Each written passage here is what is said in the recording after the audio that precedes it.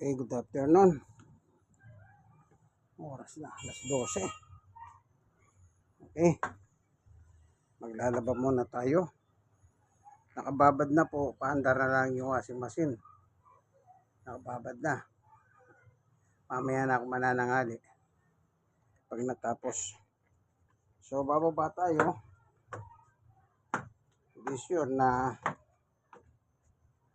nakita natin kasi nasa ground floor po yung washing machine. Binabad ko muna na mahigit na 30 minutos na nakababad. Namagana yung dumi niyan. Assorted na decolor. Namagana yung dumi.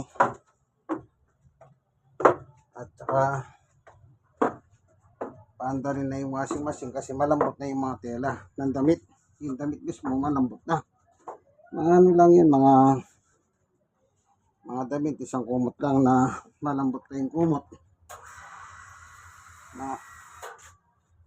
Kaya ito.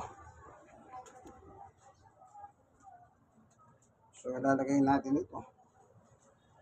Sama na natin.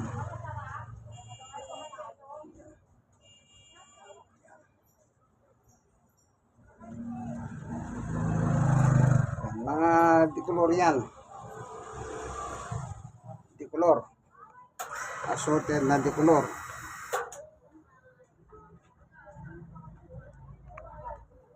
So, pati itong sinusot ko, ilalagay na natin kasi yan.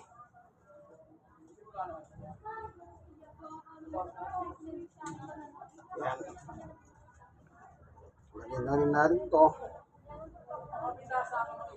Bago natin paandarin yung washing machine yan. Motor ng tubig. So, lagyan na natin. Yan, lagyan na natin. Baka, pwede na rin naman yan. Ayan. Pwede na natin paandarin, no? Pero, bago natin paandarin, nagpi-play muna ako. So, mainit ang panahon po. Wala.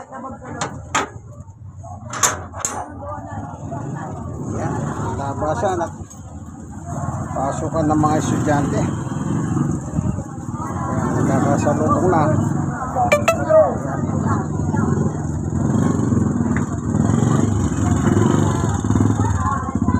Yan.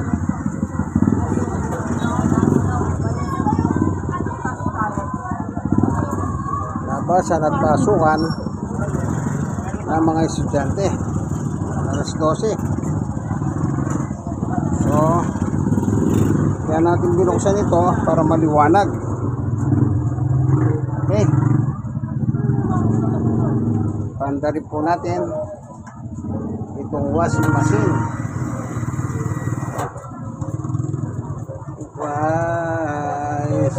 Isa po ako senior citizen.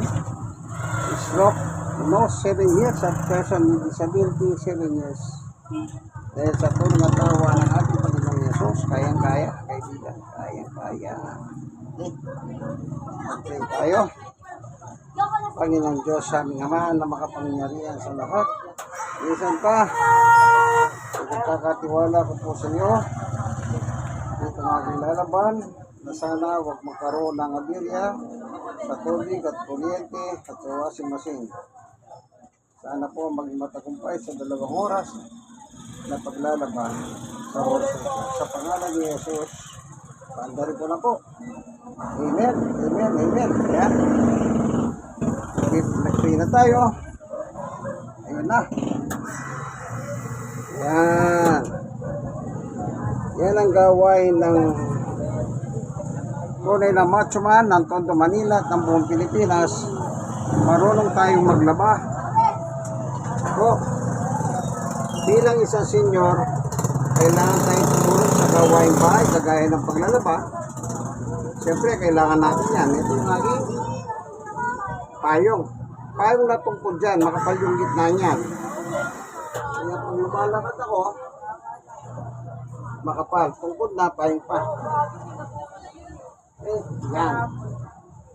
Siyempre, yung pako, tuhod ko, masakit. Kagaya ngayon, medyo magirot. No? Tsaka senior ako. Stroke pa. Pero sa tulong ng Panginoong Yesus, okay naman ako. Okay? Okay, hanggang dito na lamang po, ano? Mahirap ang panahon na binigay ng Diyos. Wala pa yung bagyo sinasabi. Sana wag muna para matuyo naman yung mga binahang lugar. Equal salud. Thank you for watching. God bless us all. Ito po inyong kaibigan, Jesus Brother Manny Bautista. Lagi nyo tatandaan. Kailangan marunong din kayo tumulong sa gawain bahay. Kasi hindi po mo senior kayo para na kayong hari. Hindi, tumulong kayo. Okay. God bless us all. Bye-bye.